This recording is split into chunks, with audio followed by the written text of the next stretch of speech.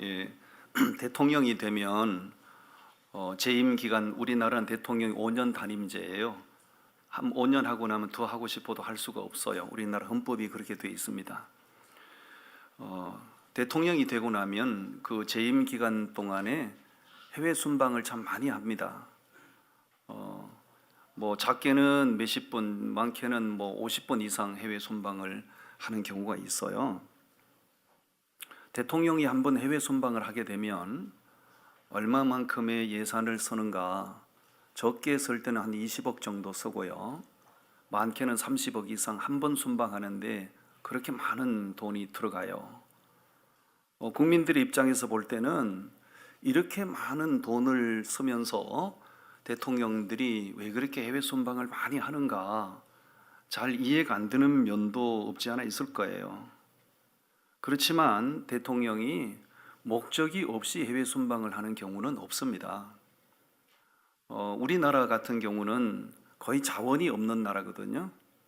거의 자원이 없습니다, 우리나라는. 그렇기 때문에 예를 들어서 뭐 원유값이 올라간다든가 뭐 히토류가 뭐 떨어진다든가 이러면 굉장히 다급해지는 거죠. 그래서 대통령이 바쁘게 해외를 다니면서 자원 확보, 어떻게 하든지 우리 자원 확보를 해야 된다. 자원 외교라고 그러잖아요. 또는 국가적인 이익을 추구하기 위해서 미리 사전 협상을 하고 날짜를 조율해서 가서 정상 간에 만나고 대인 협상을 하는 거잖아요. 이걸 한마디로 딱 정리하면 국민들이 먹고 사는 문제 때문에 그래요.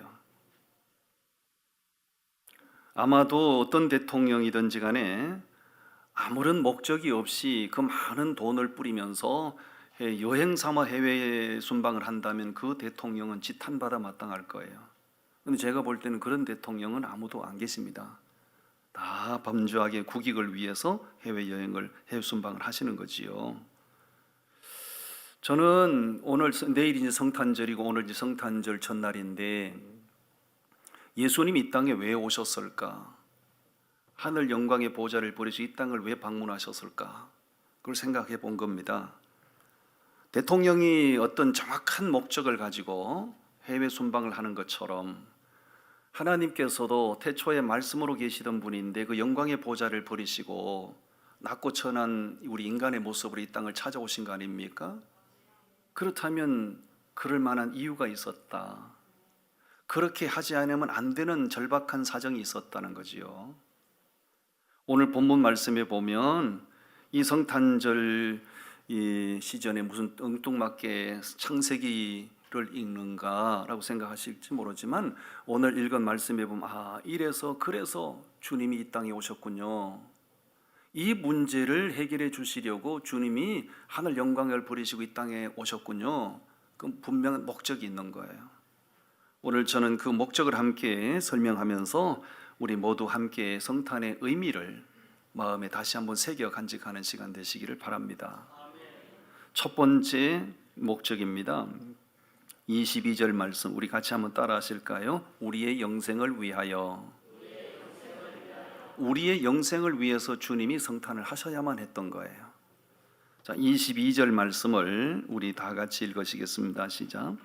여호와 하나님이 이르시되 보라 이 사람이 선악을 아는 일에 우리 중 하나같이 되었으니 그가 그의 손을 들어 생명나무 열매도 따먹고 영생할까 하노라 하시고. 아멘.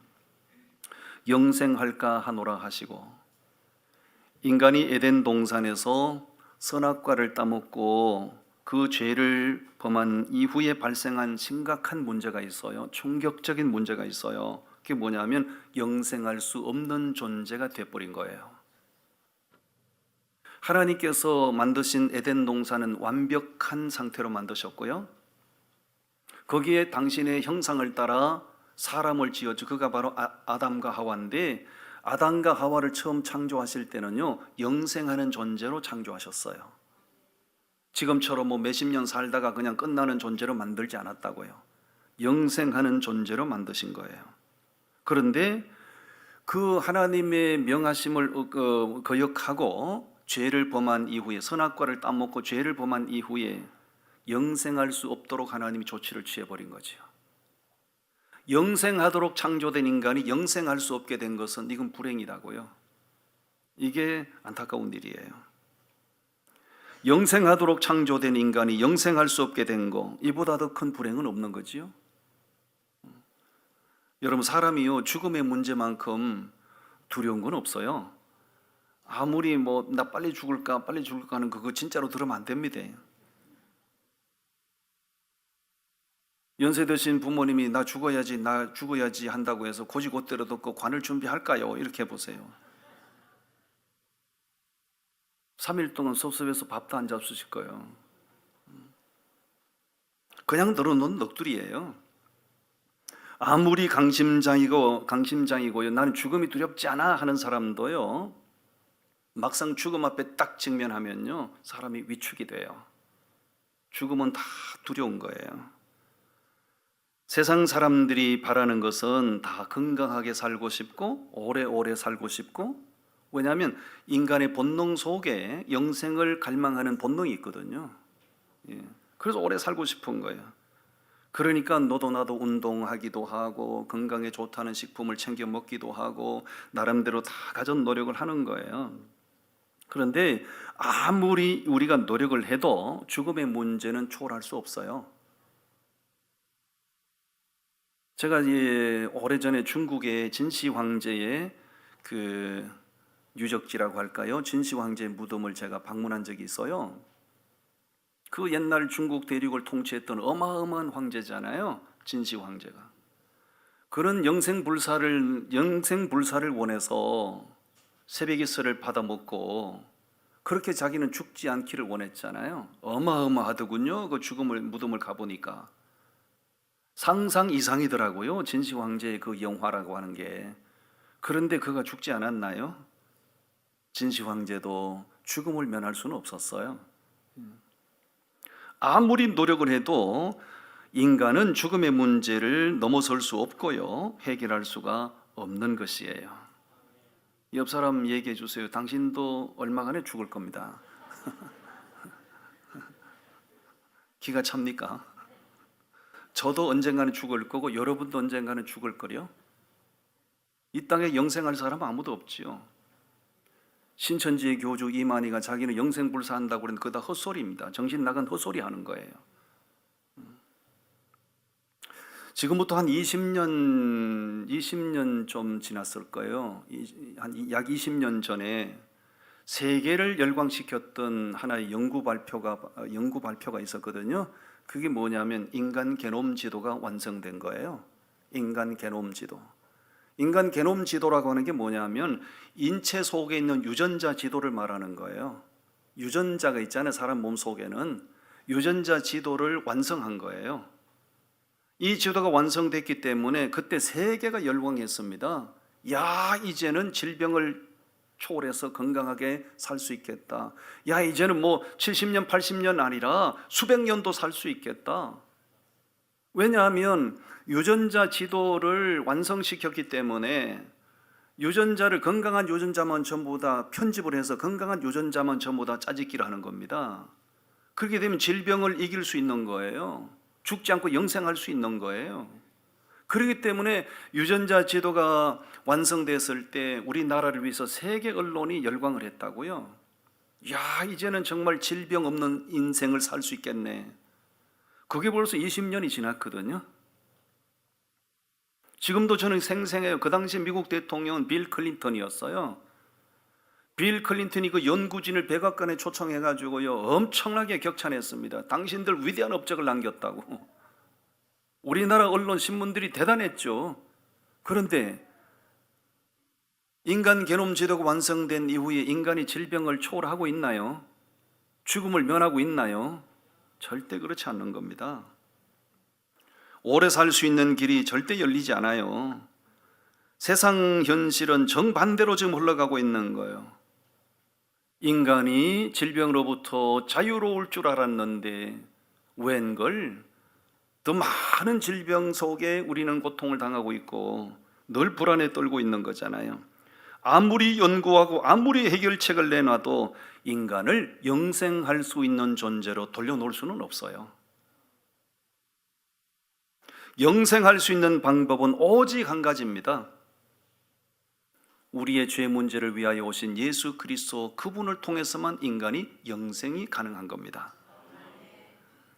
태초에 말씀으로 계시던 하나님 그분이, 창조주신 그분이 왜 낮고 천한 인간의 모습으로 이 땅에 오셨는가? 성탄절이라고 하는 것은 예수님 탄생하신 날이 성탄절이잖아요. 예수님 왜 탄생하셨나요? 영생할 수 없게 된 인간을 영생할 수 있는 존재로 만들기 위하여.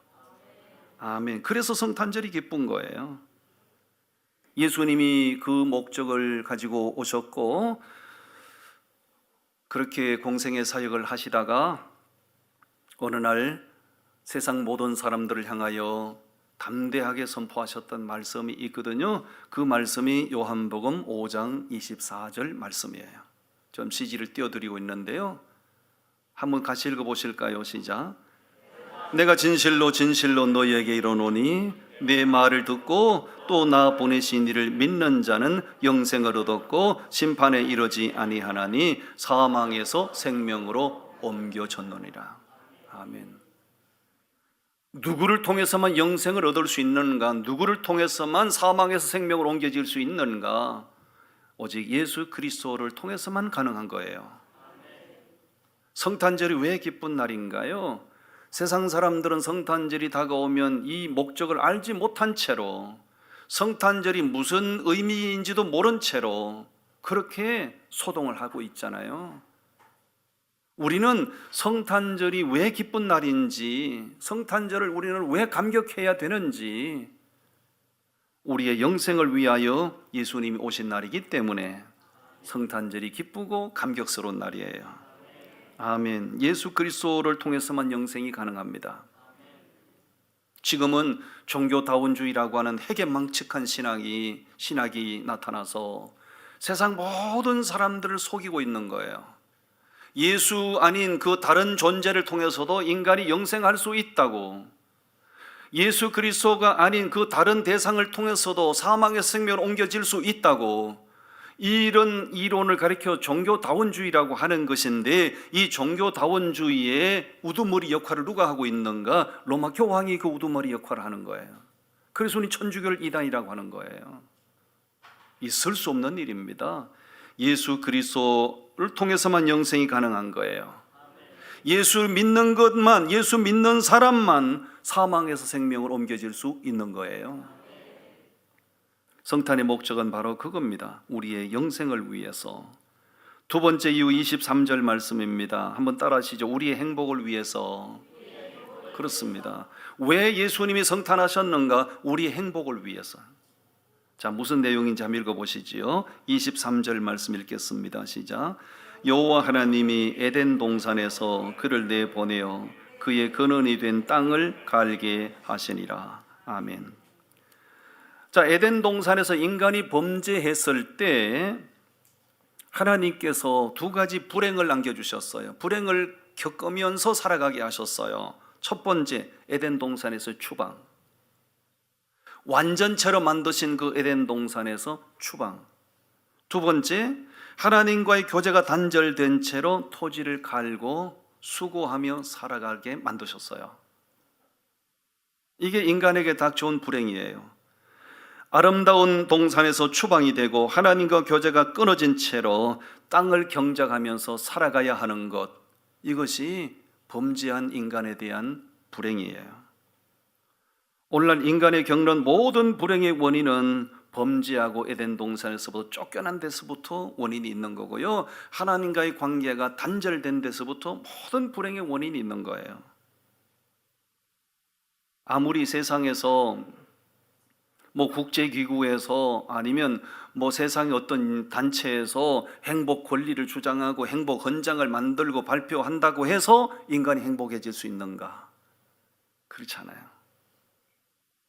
어떤 인권단체에서 아무리 행복 규정을 발표한다 해서 인간이 행복해질 수 있는가? 그렇지 않아요. 아니면 그 나라 헌법에 무슨 행복 권리를 집어넣는다고 해서 인간이 행복해질 수 있는가? 그렇지 않습니다. 행복할 권리는 있지만 행복은 저만치 자꾸 멀게만 느껴지는 것, 이것이 바로 인간의 현실인 거예요. 행복한 세상을 꿈꾸면서 사람들은 나름대로 찬란한 문화와 문명을 이루었지만은 인간은 점점 행복하지 못해요. 저는 어릴 때 굉장히 가난한 집안에서 자랐습니다. 집에 가면 객지에 나갔다 집에 가면 우리 집이 초가집이 언제 무너질까? 바람 한 번 불어닥치면 우리 집이 그냥 무너질 것 같고 너무너무 가난했어요. 그러다가 우리 형님께서 집을 잘 지으셨어요. 그때 무너질 것 같은 그 형편없는 초가집에 비하면 새로 지은 집이 멋있어요. 옛날에는 장작불을 떼서 난방을 했는데, 예? 새로 지은 집에는 장작을 뗄 필요가 없잖아요. 보일러가 다 설치가 되어 있어서 너무나 많은 변화가 있어요. 그럼 행복해져야 될 거 아니에요. 행복해지지 않더군요. 저는 결혼했을 때 우리 부부가 나란히 껴안고 누우면 딱 맞을 정도로 돌려 눕기도 힘든 정도로 그런 집에서 살았어요. 그러다가 다가구 주택이 막 동네에 지어지는데 소문에 들리기를 저기는 도시가스가 연결이 돼서 뜨거운 물이 콸콸 나온다고, 연탄불에다 물 안 데워도 된다고. 그게 진짜냐고. 진짜래. 그럼 난 저 집에 이사 가야 되겠다. 그래서 돈을 모으고 대출을 받고 해서 14평짜리 다가구 주택 이사를 갔어요. 진짜더라고요. 뜨거운 물이 나오더라고요.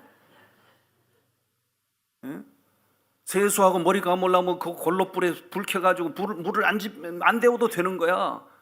수도꼭지 트니까 뜨거운 물이 찰찰 나오는 거 너무 좋은 거야. 그런데 그거 좋은 것도 잠시지. 그 좋은 집에 이사 갔다고 늘 행복한 게 아니더라고요.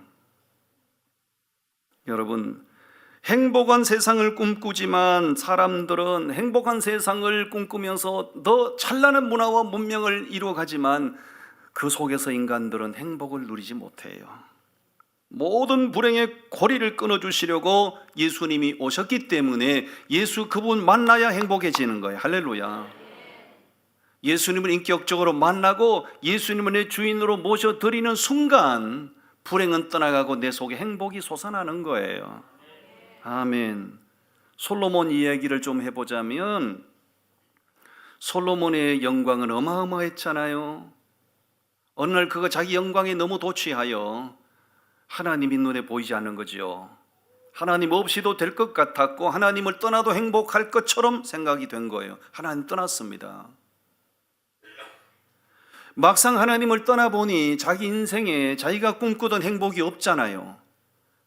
그럼 얼른 깨닫고 이게 아닌가 봐 하고 얼른 깨닫고 하나님 앞에 돌아왔으면 좋았을 걸. 솔로몬이 교만하여 하나님께 돌아오지 않죠. 그래서 자기 인생을 행복한 페이지로 장식하기 위해서 온갖 걸 다 하잖아요. 뭐 돈 있겠다, 권력이 있겠다. 자기 인생을 행복한 인생으로 만들어 보려고 다 자그마치 부인을 1000명을 거느렸다는 거 아니에요. 몇 명을 거느려야 놀랍니까? 근데 여러분, 세계적인 왕인데 부인을 아무나 호박 같은 여자를 데려왔겠습니까? 각 나라에서 절세 미인들을 다 데려다가 자기 부인 삼았지. 부인을 1000명. 성경에 다 기록되어 있는 거예요. 행복하지 못했죠. 행복하지 못했어요. 엄청난 집을 지어보기도 하고 엄청난 부동산을 축적해 보기도 하고 뭐 온갖 것을 다 할 수 있는 건 다 해봤어요.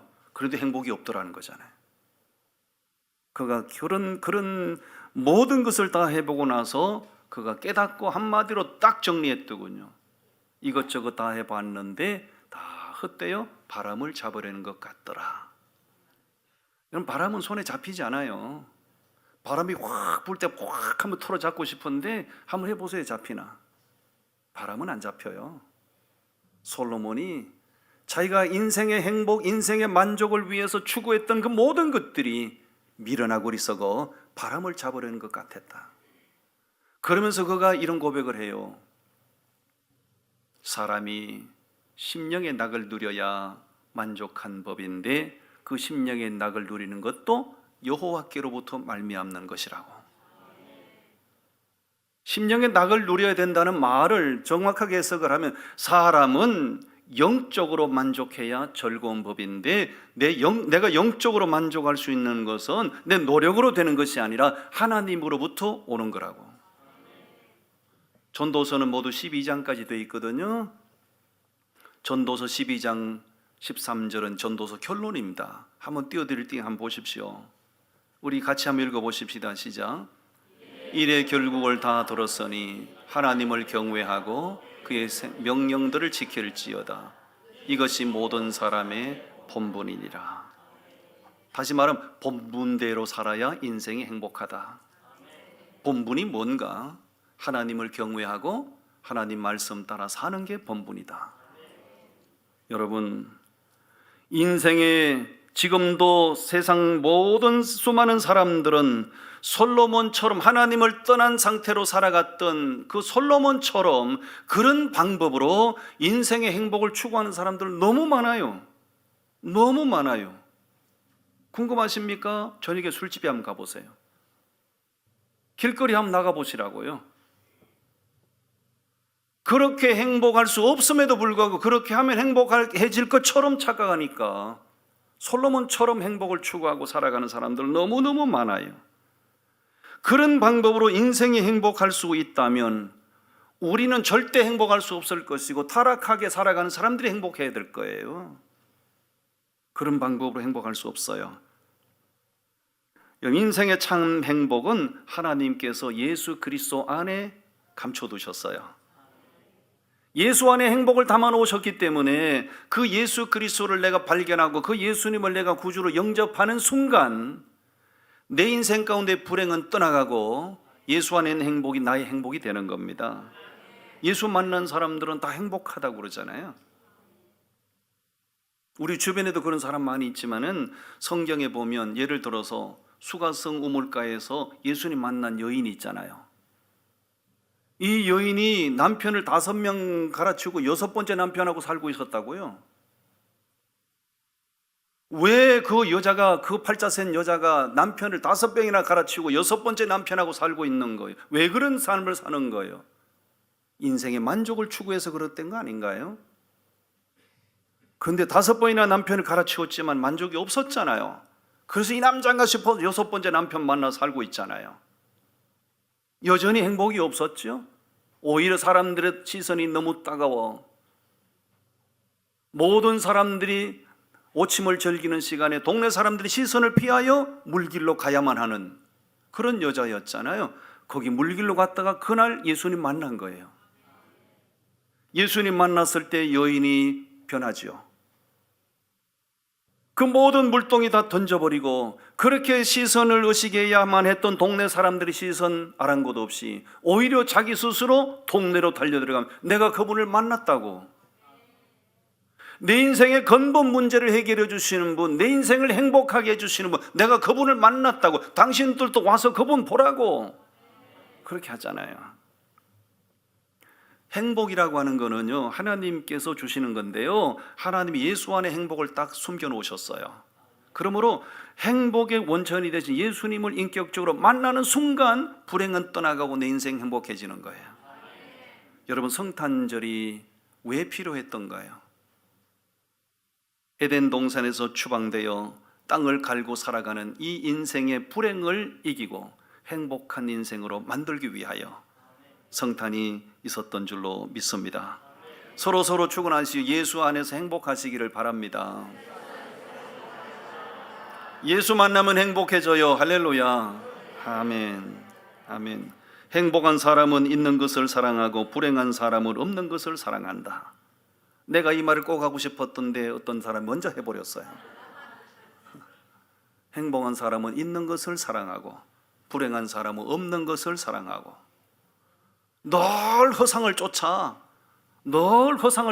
없는 것을 추구하고 살아가는 게 인생이 늘 불만이죠.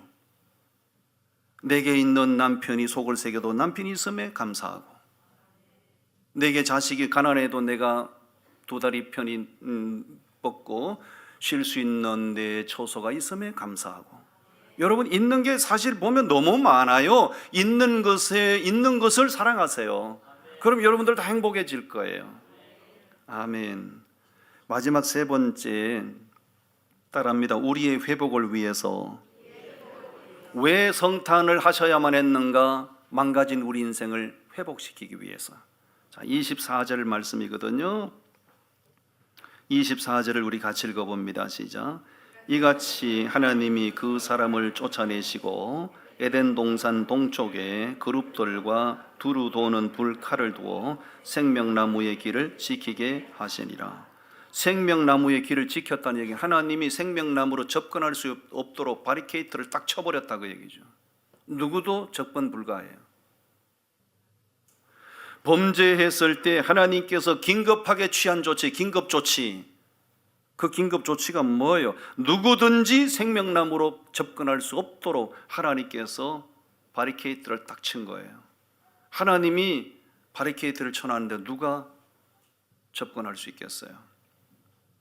우리가 뉴스 같은 거 가끔 보시면 어떤 범죄가 발생하면 신고를 받으면 경찰이 출동을 하지요.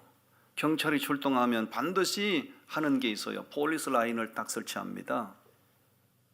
경찰이 출동해서 폴리스 라인을 딱 설치해 놓으면 누구도 거기에 접근을 못 하는 거예요. 언제 접근이 가능한 거지요?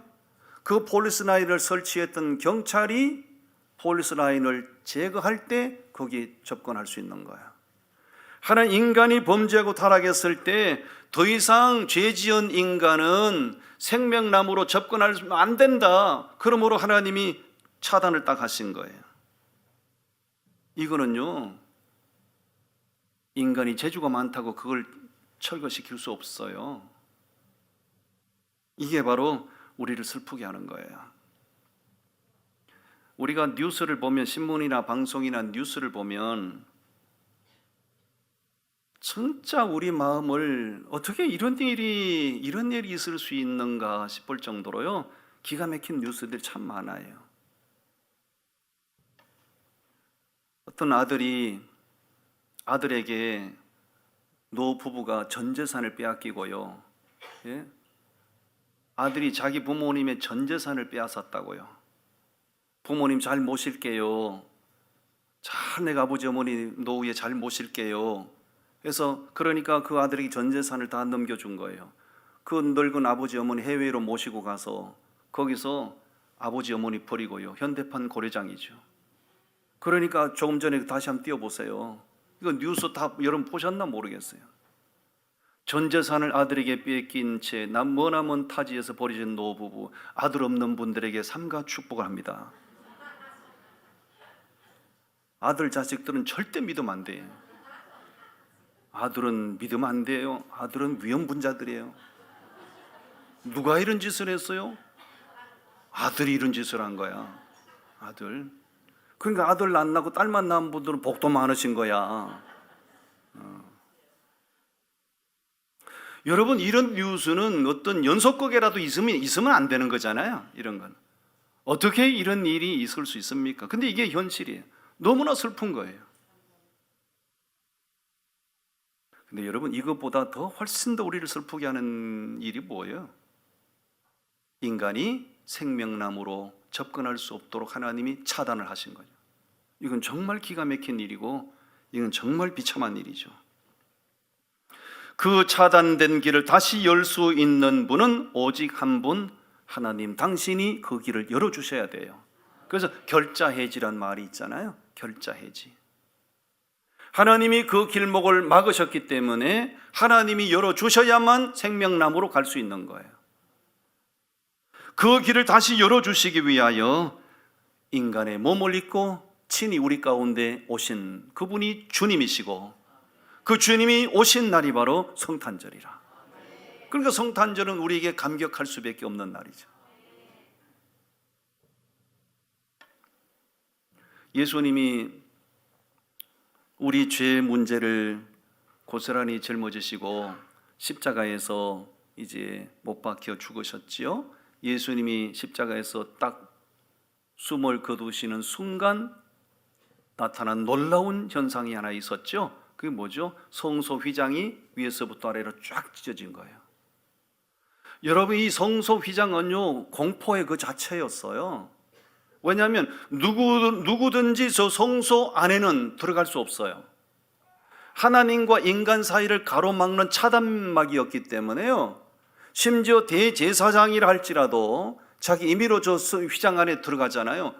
바로 하나님께서 죽이십니다. 저 성소 휘장은 출애굽기서에 보면 어떻게 짜여졌는지 다 설명이 되어 있어요. 흰색, 자색, 청색, 홍색 실을 공교하게 짜서 술을 놓아서 만든 것인데 저 성막을 연구하는 사람들이 설명하는 걸 제가 들었거든요. 성소 휘장은 얼마나 견고하게 짜여졌는가. 황소 2마리가 양쪽에서 당겨도 찢어지지 않을 정도로 그렇게 튼튼하게 짜여진 거라고 그래요. 그런데 예수님이 딱 죽으시는 순간 성소 휘장이 쫙 찢어진 거예요. 누가 찢으신 거예요? 하나님이 찢으신 거. 왜 찢으신 거예요? 이제 필요 없다 그 얘기죠. 왜? 예수님께서 우리의 죄를 십자가에서 청산하셨기 때문에 이제는 하나님과 우리 사이를 가로막는 차단벽이 필요 없다 그 얘기입니다. 누구든지 예수를 통해서 하나님 앞에 접근할 수 있게 된 거예요. 하나님이 에덴 동산에서 차단한 그 차단벽을 하나님이 제거시킨 거예요. 그래서 성탄절이 기쁜 거예요. 아멘. 단절된 관계가 회복되는 것은 다 기분 좋은 일이잖아요.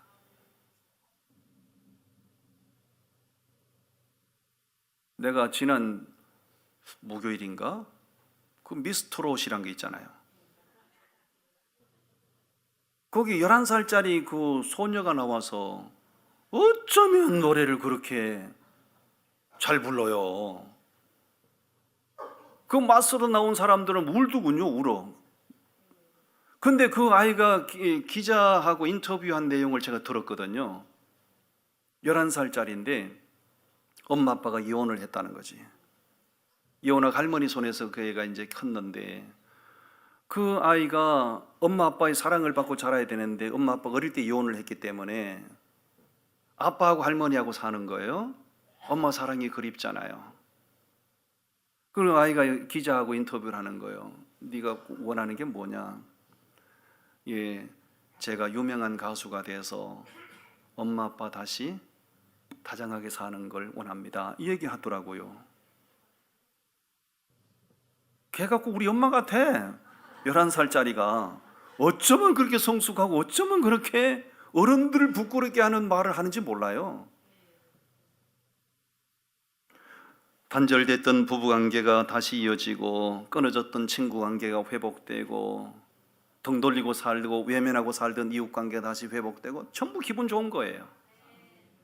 그런 것보다 훨씬 더 우리를 행복하게 하는 회복이 있잖아요. 그 뭐요? 하나님과 우리의 관계가 회복되는 거예요. 여러분 도미노 현상이란 게 있어요. 줄을 딱 세워놓고 앞에 있는 걸 탁 쓰러뜨리면 연쇄 반응을 일으켜서 뒤에 있는 거 다 쓰러지는 거. 이게 도미노 현상이라고 그래요. 여러분 쓰러지는 것만 도미노 현상이 있는 게 아닙니다. 회복되는 것도 도미노 현상이 있어요. 근본적인 것이 회복이 되잖아요. 그럼 나머지 모든 것들은 연쇄 작용이 돼서 다 회복이 되는 거예요. 근본적으로 회복돼야 되는 게 뭐예요? 그것은 하나님과의 관계가 회복되는 겁니다. 이 근본적인 문제가 회복이 되면요, 거기서 연쇄 작용이 나타나서 모든 것들이 따라서 다 회복이 되는 거예요. 사람들이 이걸 몰라서 근본적으로 해결돼야 될 것을 몰라서 그걸 자꾸 제쳐놓고 다른 걸 가지고 먼저 다른 걸 자꾸 우선순위를 내세우고 그렇게 하는데 그 미련한 거지요. 하나님과의 관계가 근본이에요. 하나님과의 관계가 회복되면 실타래가 풀어지듯이 쫙 풀어져서 하나씩 하나씩 퍼즐이 맞춰지듯이 다 회복이 되는 겁니다. 여러분 성탄절이 왜 필요했던 거예요? 우리의 하나님과 끊어진 우리의 관계를 회복시켜 주시려고요. 예수 안에 있으면 하나님과의 관계가 회복이 되고요, 예수 안에 있으면 행복하고요, 예수 안에서 우리는 영생할 수 있는 겁니다. 그래서 성탄절이 기쁜 겁니다. 할렐루야. 서로 축원하는 메리 크리스마스, 메리 크리스마스. 행복한 성탄절 되십시오. 할렐루야. 아멘. 기도하겠습니다. 하나님 아버지,